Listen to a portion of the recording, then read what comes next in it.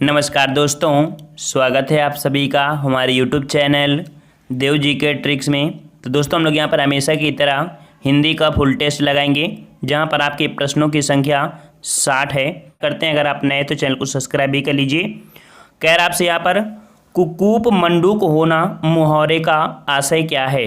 कूप मंडूक होना मुहावरे का आशय क्या है, आप लोग साथ साथ में कमेंट करते चलिए, जवाब दीजिए यहाँ पर। तो कूप मंडूक होना अर्थात ऑप्शन राइट आपका ये हो जाएगा अत्यंत सीमित ज्ञान होना। ठीक है, क्या होना? अत्यंत सीमित ज्ञान होना। चलिए नेक्स्ट क्वेश्चन आपसे अगला है कि बहादुर शब्द क्या है, अर्थात जो बहादुर शब्द है ये किस प्रकार का शब्द है। बहादुर शब्द, यहाँ पर जवाब आपका आना शुरू हो गया है। ऑप्शन आपका सी हो जाएगा तुर्की। ठीक है, तो बहादुर शब्द कैसा है? तुर्की शब्द है। चलिए नेक्स्ट क्वेश्चन को आते हैं, जल्दी से जवाब दीजिए। कह रहा आपसे यहाँ पर कि तरंग शब्द का सही समानार्थी का चयन कीजिए। तरंग शब्द का सही समानार्थी, तो देखो तरंग का जो सही हो जाएगा वो आपका कौन सा हो जाएगा? तो तरंग का सही समानार्थी शब्द आपका जो हो जाएगा वो आपका हो जाएगा ऑप्शन राइट, यहाँ पर आपका उर्मी हो जाएगा। ऑप्शन आपका डी उर्मी। उर्मी मतलब होता है लहर, ठीक है, या छोटी लहर, इस प्रकार से कह सकते हैं। आंसर आपका डी हो जाएगा। नेक्स्ट क्वेश्चन आपसे अगला पूछा गया, यहाँ पर आपसे कह रहा है यहाँ पर कि राष्ट्र की यहाँ पर आपको खाली स्थान भरना है। देख लीजिए कि क्या भरना है आपको। तो राष्ट्र की प्रगति, यहाँ पर सी नंबर देखिए। अगर यहाँ पर प्रगति भर देते हैं, यहाँ पर उन्नति भर देते हैं तो बिल्कुल राइट हो जाएगा कि राष्ट्र की प्रगति ही में ही देशवासियों की उन्नति निहित है। ऑप्शन आपका सी हो जाएगा। नेक्स्ट कर आपसे पश्चिमी हिंदी के अंतर्गत कौन सी भाषा नहीं है। तो पश्चिमी हिंदी के अंतर्गत आपकी 5 भाषा होती हैं।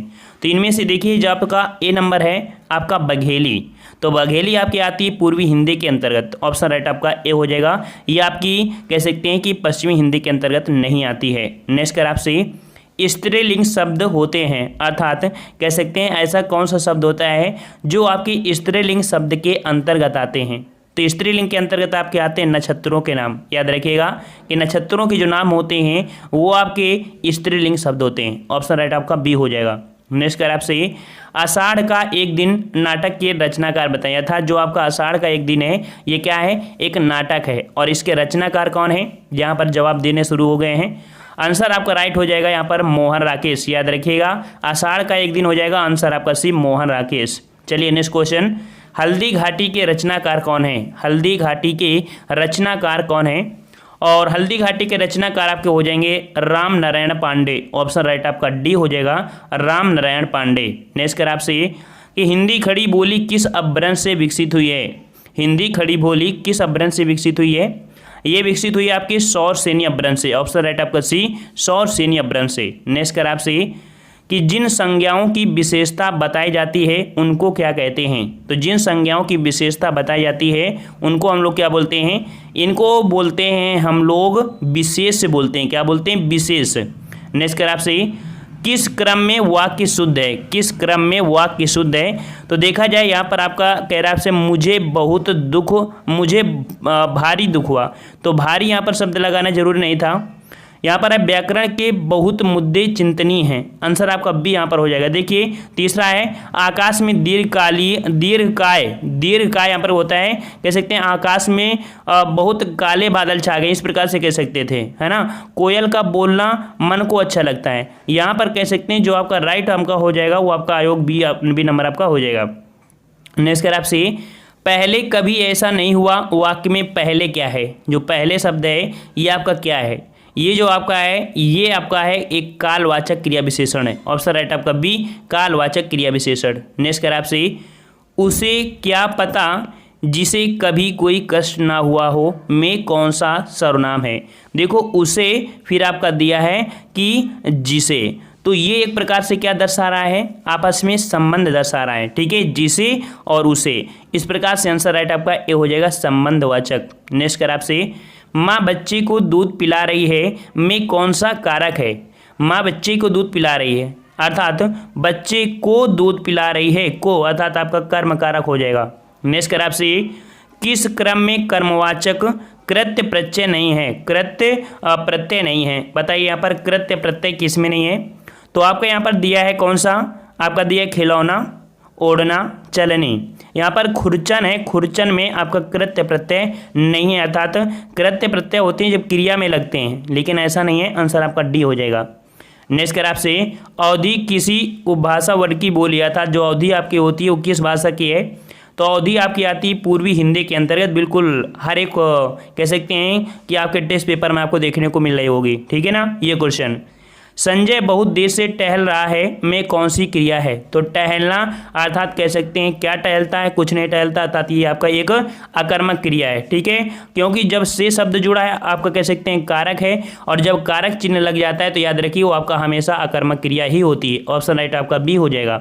नेक्स्ट कर आपसे, किस क्रम में उपसर्ग का सही प्रयोग नहीं हुआ है? उपसर्ग का सही प्रयोग किस में नहीं हुआ है? तो देखिए यहाँ पर कर आपसे, निलंबन में नी है, बिल्कुल सही है। निराकरण में निर है, आपका सही है। दुर्योधन में आपका दुर होना चाहिए, तो ये आपका गलत है यहाँ पर, ठीक है। वैसे आपका अपहरण में आपका सही है, अर्थात आंसर आपका सी यहाँ पर गलत दिया है। नेक्स्ट कर आपसे, कि देव प्रसन्न होकर मनुष्यों को वर देते हैं, वाक्य में प्रयुक्त देव का बहुवचन बताना है। देव का बहुवचन आपका देवों होता है। अब देवों तो ऑप्शन में है नहीं है, तो आपका हो जाएगा कौन सा? आपका 19 का ऑप्शन राइट आपका हो जाएगा देवगढ़, ठीक है। क्या हो जाएगा? देवगढ़। नेक्स्ट कर आपसे, किस क्रमांक में वाग्वैभव का संधिविच्छेद सटीक है? वाग्वैभव, देखो गा का परिवर्तन आपके का में होगा, ये तो आपको पता चल गया होगा, लेकिन अगर देखा जाए तोड़ेंगे तो कौन सा बनेगा? आपको वाक धन वैभव बनेगा। सी नंबर आपका हो जाएगा व्यंजन संधि। नेक्स्ट कर आपसे, उषा सुनहले तीर बरसाती लक्ष्मी सी उदित हुई में अलंकार पूछा है। देखो उषा मतलब होता है जो प्रातः काल होता है ना, और लक्ष्मी जी की भी तुलना कर रहा है, अर्थात एक जो निर्जीव है, निर्जीव की तुलना सजीव से हो रही है। जब निर्जीव की तुलना सजीव से होती है वहाँ पर आपका मानवीय अलंकार होता है। ऑप्शन राइट आपका ए हो जाएगा। नेक्स्ट कर आपसे, जहता मज्जा मांस रुचिर लखी परत बगारे जी जित जित चिटके हाड से तो कहूँ कहूँ रत्नारे। हमने आपको एक पॉइंट बताया था, जहाँ पर भी मांस मिल जाए वो हमेशा होता है घृणा, अर्थात कह सकते हैं विभत्स रस होता है। तो 22 का ऑप्शन राइट आपका कौन सा हो जाएगा? ऑप्शन राइट आपका यहाँ पर हो जाएगा ए नंबर, विभत्स रस हो जाएगा, ठीक है। नेक्स्ट क्वेश्चन आपसे अगला दिया है कि गौशाला में कौन सा समास है? गौशाला अर्थात गांव के लिए जो गायें होती हैं, तो गाय के लिए शाला अर्थात कह सकते हैं रहने वाला जो जगह होता है, तो गौ के लिए शाला, अर्थात ऑप्शन राइट आपका यहाँ पर हो जाएगा सी आपका तत्पुरुष। नेक्स्ट कर आपसे, कि निम्नलिखित वाक्यों में से काले छपे शब्द के पर्यायवाची का चयन करना है। यहाँ पर दिया है शिव, तो शिव का जो पर्यायवाची हो जाएगा, तो शिव का पर्यायवाची क्या हो जाएगा? यहाँ पर शिव का पर्यायवाची जो आपका हो जाएगा वो आपका हो जाएगा पिनाकी। क्या हो जाएगा? पिनाकी। नेक्स्ट कर आपसे, किस क्रम में विवृत स्वर है? तो विवृत स्वर क्या होते हैं? जो कह सकते हैं जीव को तालु से दूर भगाने का प्रयास करते हैं, ठीक है। तो ये आपका जो है ई, देखो जीव में पास में आ गई। यहाँ पर जो आंसर आपका हो जाएगा डी, जो आपका बड़ा आ है, ये आप कह सकते हैं कि जीव को तालु से दूर हटाने का प्रयास कर रहा है, तो ये आपका हो जाएगा विवृत स्वर, ऑप्शन आपका डी। नेक्स्ट कर आपसे, उन्मूलन का सही विपरीत बताइए। तो उन्मूलन का मतलब होता है उखाड़ना कह सकते हैं, है ना, तो इसका विपरीत हो जाएगा रोपड़, अर्थात लगाना। ऑप्शन राइट आपका डी हो जाएगा। नेक्स्ट कर आपसे, छंदबद्ध पंक्ति में प्रयुक्त स्वर व्यंजन की समानता को कहते हैं। जो छंदबद्ध पंक्ति होती है उसमें जो प्रयुक्त स्वर होते हैं, व्यंजन होते हैं, उनकी जो समानता को बोलते हैं, क्या बोलते हैं? उन्हें तुक बोलते हैं। क्या बोलते हैं? तुक बोलते हैं। आप लोग देखते हैं कि जब रामायण पढ़ते हैं तो हर एक कह सकते हैं छंद के हिसाब से आप लोग बढ़ते हैं और इसके बाद अंत में रुकते हैं, वही आपका दूसरा हिसाब से बोलता है, तब कह सकते हैं तुक बढ़ जाता है उसमें से, ठीक है। तो आंसर आपका सी हो जाएगा। नेक्स्ट कर आपसे, कि निम्नलिखित वाक्यों में काले गहरे वाक्यांश के लिए उपयुक्त शब्द का चयन करके आपको यहाँ पर विकल्प आपका दिया गया है कि विनोद को उस विद्यालय में इम्तिहान लेने वाला, अर्थात जो इम्तिहान लेने वाला होता है उसे हम लोग क्या बोलते हैं? परीक्षक बोलते हैं। क्या बोलते हैं? परीक्षक। ऑप्शन राइट आपका बी हो जाएगा। नेक्स्ट कर आपसे, कि निम्नलिखित में से किस शब्द का अर्थ अन्य 3 शब्दों से बिल्कुल भिन्न है? ठीक है, देखो आपका ग्रह का मतलब एक होता है, घरा का मतलब ग्रह, गेह, घर, ये तो एक हैं, लेकिन भुवन का अर्थ होता है आपका संसार। तो इस प्रकार से आंसर आपका ए हो जाएगा, भुवन इन तीनों से भिन्न है।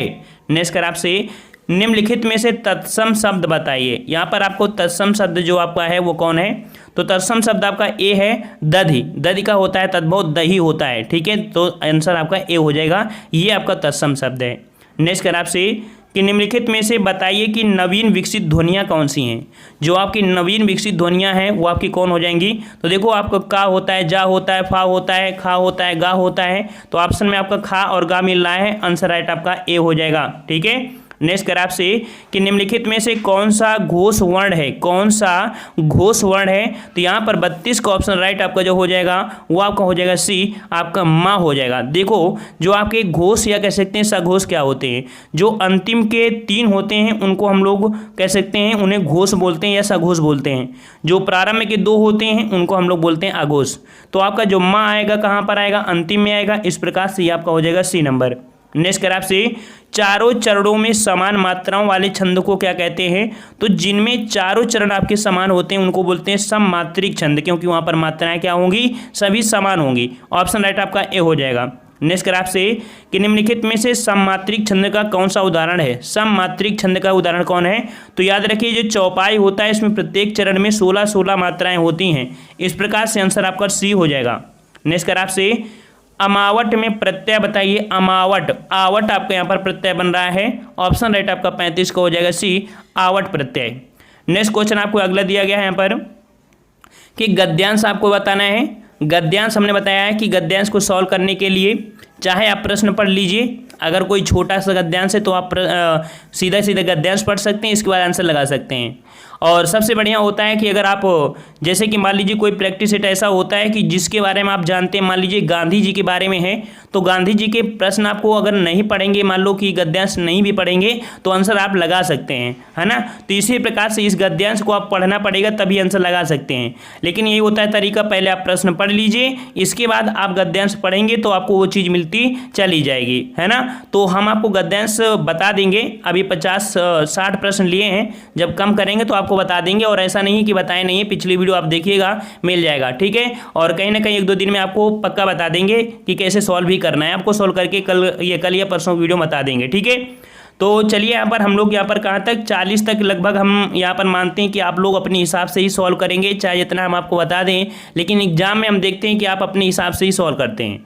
यहाँ पर हम लोग 41 से स्टार्ट करते हैं। 41 आपसे कह रहा है, आपसे कौन सा कह रहा है आपसे यहाँ पर कि नीचे दिए गए विकल्पों में से तद्भव शब्द का चयन करिए। तद्भव शब्द आपसे पूछा है, और तद्भव शब्द होता है जहाँ पर आपकी चांद की बिंदी होती है, और चांद की बिंदी कहाँ पर है, मुंह में। मुंह में क्या अर्थात मुंह शब्द आपका क्या हो जाएगा, ये तद्भव आपका है। निष्ठ कर आपसे चिरायु शब्द में उपसर्ग बताइए। चिरायु शब्द में उपसर्ग क्या है। तो देखो चिरायु शब्द में उपसर्ग है तो चिर हो जाएगा, चिर धन आयु, तो आयु का भी अर्थ निकलेगा चिर का, अर्थात ऑप्शन राइट आपका बी हो जाएगा चिर। नेक्स्ट कर आपसे यशोधरा शब्द का संधि विच्छेद। हमने आपको बताया था कि यशोधरा में अर्थात जो ओ की मात्रा है उसे हटाकर विसर्ग लगा देंगे तो विसर्ग संधि आपकी बन जाएगी, ऑप्शन आपका डी हो जाएगा। नेक्स्ट कर आपसे शुद्ध वर्तनी का चयन कीजिए। यहाँ पर आपसे शुद्ध वर्तनी पूछा है, और शुद्ध वर्तनी आपका पूछा है क्या कि अन्वेषण का सही आता है। जो अन्वेषण सही लिखते हैं किस प्रकार से लिखते हैं। तो देखिए अन्वेषण जो आपका सही लिखा है वो आपका कौन सा, ए नंबर आपका बिल्कुल सही लिखा है। अन्वेषण इस प्रकार से लिखा जाता है, याद रखिएगा, ए नंबर आपका दिया है। नेक्स्ट कर आपसे जिधर धुआं दिखाई दिया सब लोग उधर ही दौड़ पड़े में कौन सा वाक्य का प्रकार है। तो देखो जिधर धुआं दिखाई दिया उधर, और जिधर और उधर होता है वहाँ पर संबंध होता है, और संबंध होता है आपके मिश्र वाक्य में, ठीक है। तो मिश्र वाक्य हो जाएगा, ऑप्शन राइट आपका सी हो जाएगा। हमने आपको बताया कि ये चैप्टर आप पढ़ लीजिए। मृगनयनी अर्थात जो कि एक उपन्यास है कि रचनाकार कौन है। मृगनयनी के आपके हैं वृंदावन लाल वर्मा, ऑप्शन राइट आपका बी हो जाएगा। नेक्स्ट कर आपसे भारतीय संविधान में किन अनुच्छेदों में राजभाषा संबंधी प्रावधानों का उल्लेख है। अब देखो काफ़ी बच्चे होते हैं राष्ट्रभाषा बोलते हैं, और अभी हाल ही में शायद लोअर पीसीएस में क्वेश्चन आया भी था तो बहुत बच्चे राष्ट्रभाषा भी लगा दिया है। याद रखिए राजभाषा के रूप में आपको मतलब आपकी भाषा को लिया गया है, ना कि राष्ट्रभाषा के लिए, ठीक है। राजभाषा और राष्ट्रभाषा में बहुत बड़ा अंतर होता है। राष्ट्रभाषा जिस देश की होती है तो उस देश में हर एक काम आपके कह सकते हैं उसी भाषा में होते हैं, हर प्रकार से जो होते हैं उसी भाषा में होते हैं।